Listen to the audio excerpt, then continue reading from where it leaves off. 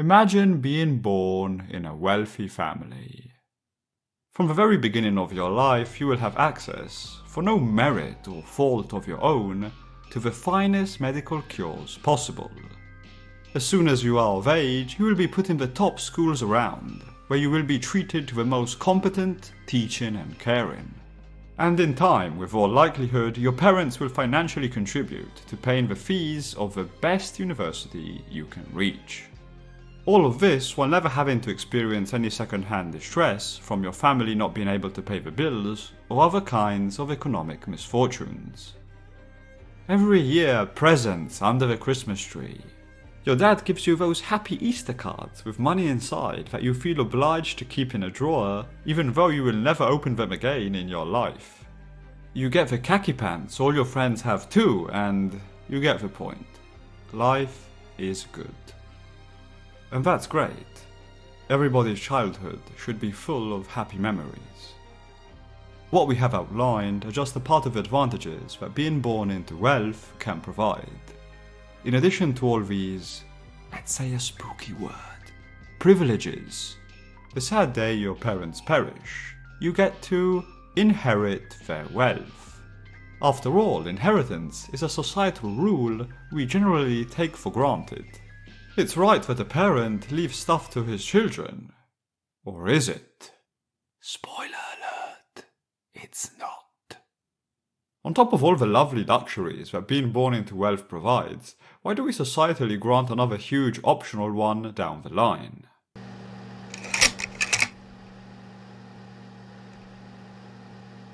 If we stop and think about inheritance, we might recall that once upon a time, inheritance was not limited only to wealth, but one would inherit even noble titles. Kings would pass their crown down from generation to generation. Some roles in society were inherited, and one was marked for life by his inherited social caste. Nowadays we recognize that it wouldn't be right to pass down jobs from parents to children, just because they are firstborn. Imagine a mayor passing down his job to his firstborn son. That doesn't seem right. Today, hereditary titles are correctly frowned upon. We recognize them as a barbaric relic of the past, because we have rightly decided that the most competent people, those that can serve the community better, should get the job they seek, not some firstborn son. I am the king! But why stop the inheritance is bad train solely at roles in society? As the firstborn son of a monarch is not always the best fit to be the next monarch, it's not always the son of a rich parents that is the best fit to have a lot of wealth and power. So, in the same manner as roles, shouldn't wealth also be redistributed to the people who are the best and most competent at using such wealth to generate happiness throughout society? Instead of just passing the wealth down to whatever type of children a rich person happens to have. Maybe we should reevaluate just a tiny bit this whole inheritance thingy. I am the eldest son. After all, if we can limit unearned advantages and make society more meritocratic, why not? Why not? Why not? Talking about merit, the institution of inheritance is usually hid under the carpet when the meritocratic elements of capitalism are praised. After all, inheritance disincentivizes children of rich parents to do some worky work. Even very wealthy individuals may recognize such inherent flaws in the institution of inheritance. Bill Gates said that letting inheritors consume or allocate capital disproportionately simply based on the lottery of birth is not a smart or fair way to allocate resources. Warren Buffett nods in approval. For him, inheritance is like choosing the 2020 Olympic team by picking the eldest sons of the gold medal winners in the 2000 Olympics. Both Buffett and Gates have pledged to leave but a fraction of their wealth to their children. But should we, as a society, really be leaving this choice up to the good heart of billionaires?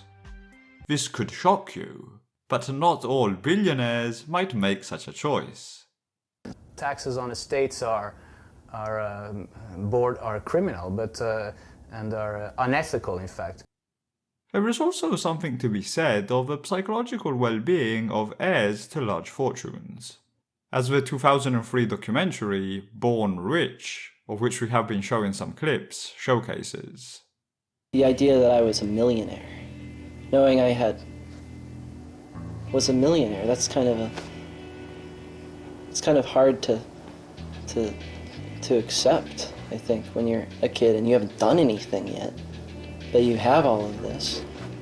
Heirs know they have done nothing to deserve the large amounts of money, sometimes created in less than ethical ways, they could one day inherit. My mom had never really been on the subway. I took her on the other day and she was like, whoa, this is cool. Other people should do this. I was like, you should come during rush hour, you know? It's kind of ironic because the Whitney family made their money off of subways. Yeah, they sort of privatized the subway and held a monopoly on it, charged the city all this money. It was a complete racket. They were crooks. But everybody was a crook back then who made money.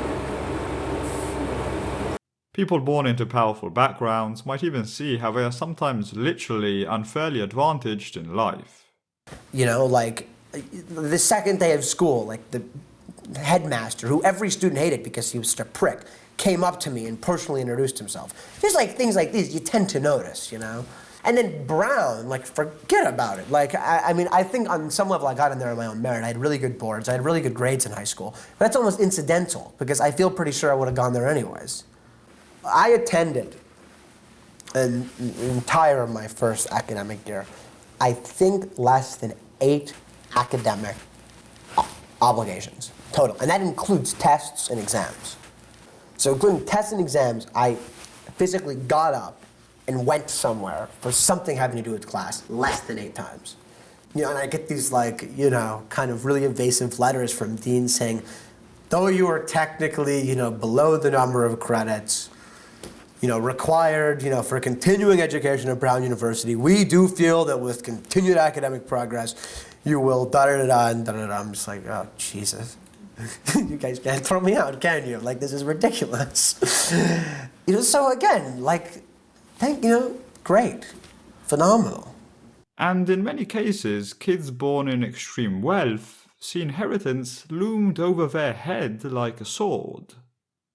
Do you ever worry about getting cut out of your family Yes. will or your company? I'm extremely paranoid. I'm paranoid all the time that suddenly, like, the next fax from my grandfather or the next phone call is gonna be, you know, I'm really disappointed in you because you wore the wrong pair of shoes the other day, so, you know, you're on your own, have fun. Sure, big time. Scares the hell out of me. It's you know, it's regrettable. There are an enormous number of things I really, really count on, the absence of which would bring about a lot of emotional distress, maybe even intellectual distress. What do you think? What would you do if, like, you lost all your money tomorrow morning? I don't know. It's kind of like, well, I'm not going to compare it to that, but it is in the same way like the idea of losing a parent or a sibling. This is something you don't really like to think about. In the documentary, we even see a painting by Juliet Hartford, heiress of the A&P supermarkets, that reads, I will spend the rest of my life trying to live up to ideals I don't think I can.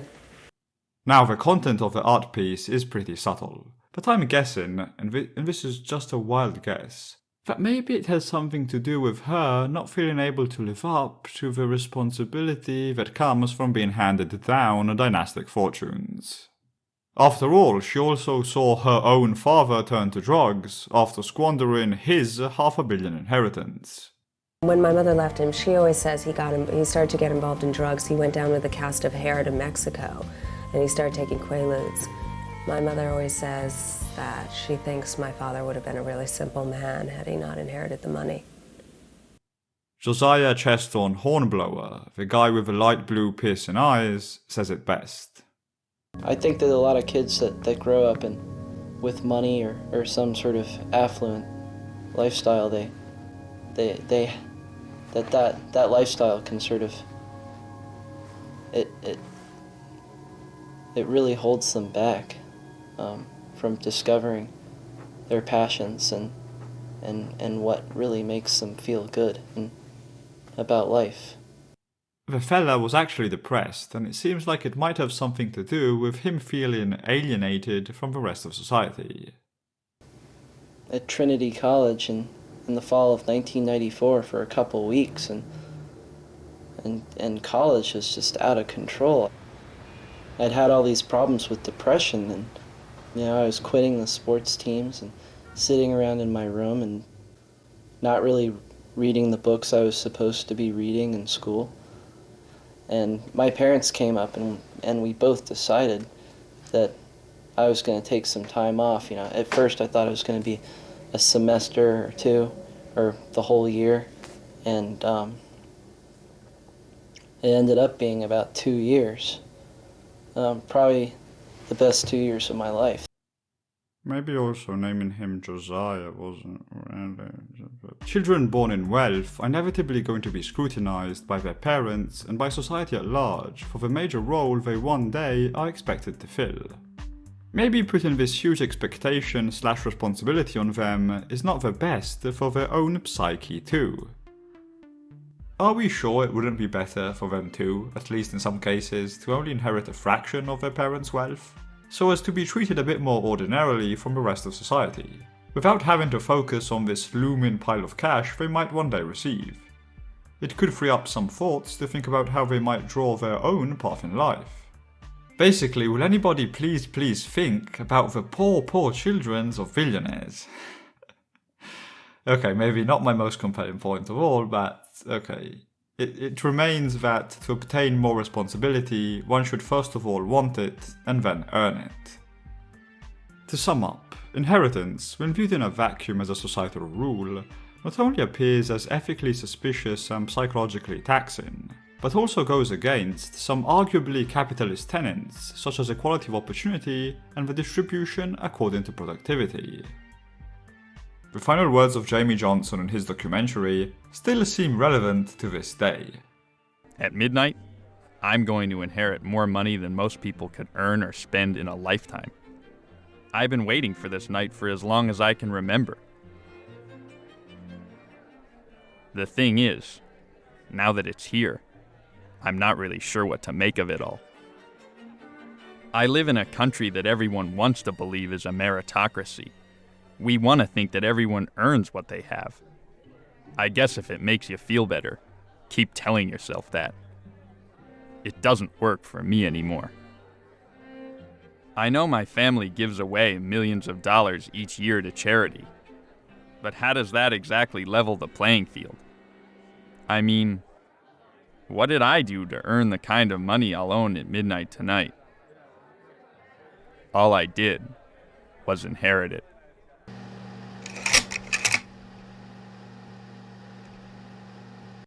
Now, if in this channel we were in the business of gaining views through creating outrage, we could go on and on bashing the institution of inheritance from an ethical theoretical standpoint.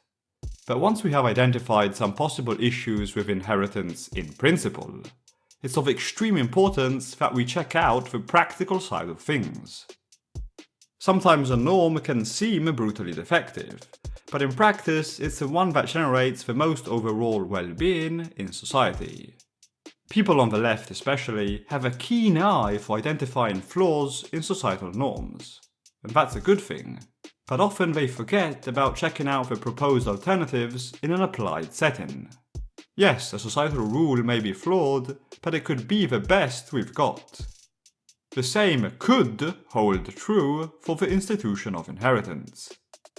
Except, as a 2021 encompassing and thorough report of the OECD tells us, there are strong reasons to believe that hiking up taxes on inheritances would actually be beneficial, even from a practical standpoint. The report collects some of the major studies on inheritance and goes over the pros and cons of taxing such a practice hardcore. A number of arguments against an increased taxation of inheritance are considered, but their strength is put into perspective. Here, just for you, are some highlights. First, some may argue that a tax on inheritance is susceptible to tax planning. But tax avoidance is not unique to this type of tax. Carefully pairing an inheritance tax with a gift tax, avoiding any trust fund type loopholes, can mitigate this issue. In addition, tax planning is often procrastinated for these type of taxes. One of the reasons for such behavior could be the inherent difficulty of acknowledging one's own mortality. This is cash money when it comes to collecting taxes, because the sweet kiss of death does not always announce its arrival. Second, a possible problem is that the rich might just change country to avoid such a tax. The fuckers. Precautions should be put in place. But the magnitude of this effect seems lower than in the case of a straight-up wealth tax. Perhaps because the tax does not hit the owner of the wealth directly, and it may be perceived as fairer. Thirdly, inheritance taxes could bring liquidity issues for business heirs.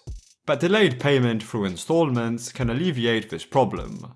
Also, heirs generally underperform when running the family business, so it would not always be a bad thing if they did not inherit the company. Again, daddy's favourite boy might not be the best fit for running the show. Fourth, inheritance taxation is sometimes said to be administratively costly. But the OECD report tones down such accounts significantly. In fact, in case of a death, assets need to be evaluated anyway. It's easier to identify the ownership of a wealth, and inheritance taxes are a one-off. So this type of taxation appears to have significant administrative advantages with respect to a wealth tax. Whatever the magnitude of these issues may be, the report is clear in seeing the positives outweighing the negatives. Taxing inheritance favours equality of opportunity. It's a progressive type tax, and wealth should be probably taxed at a higher rate than it currently is anyway. Inheritance taxes reduce dynastic wealth and inequality. They increase charitable givings and raise incentives of heirs to actually work. A well-designed inheritance tax, with some exceptions for spouses, orphans, and small inheritances, can raise revenue and enhance equity at lower administrative costs than other alternatives. The report concludes that taxing inheritance is an important tool to reduce wealth concentration and the negative goddamn externalities that go along with it. Yes, the report says goddamn.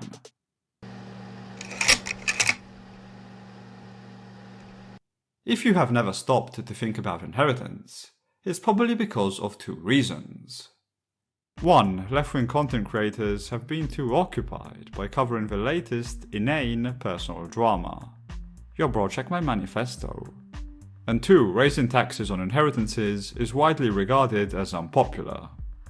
Just to drop a percentage, many polls see the inheritance tax as liked by less than 30% of responders. More than 70% of people hate the idea of taxing inheritances.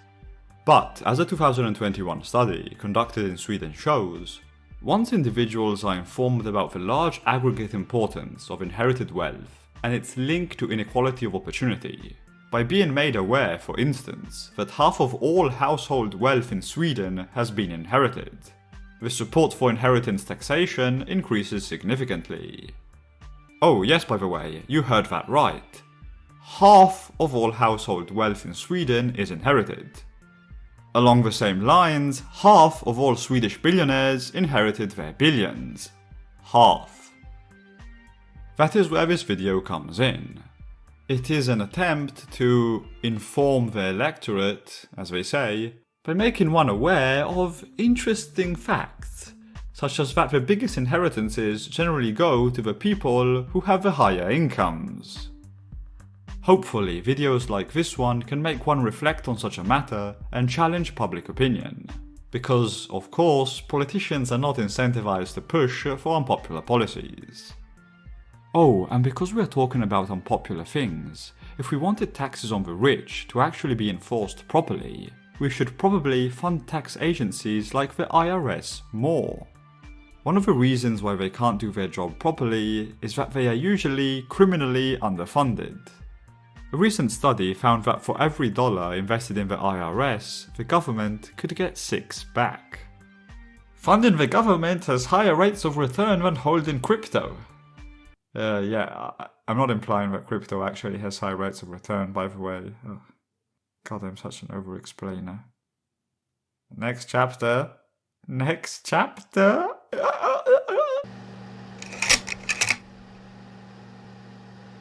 Now, if you can't muster a droplet of energy to get excited about taxes and raising a tax, I get it. But what if through raising taxes on inheritance, one could actually reduce the taxation of some other tax, like labour taxes? That gives another feel to it, I think. It's not raising a tax, it's tax reform. The OECD report explicitly introduces this possibility by saying that a smart tax on inheritances could potentially lower other taxes.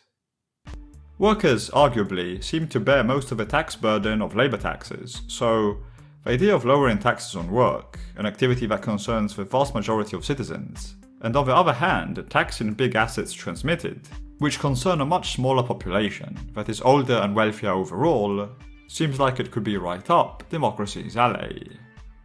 Plus, we get to address the problem of rising inequality. If at this point you're not at least vibing with the idea of taxing inheritances more, I don't know what more to say. And I have to go now. I have to go. The takeaway is that there are strong arguments for inheritance being morally subpar, and taxing it appears like a good way to enhance equality of opportunity and productivity. The ethical and the pragmatic sphere appear aligned. It's now in our hands to decide if we're going to support raising taxes on inheritances or not.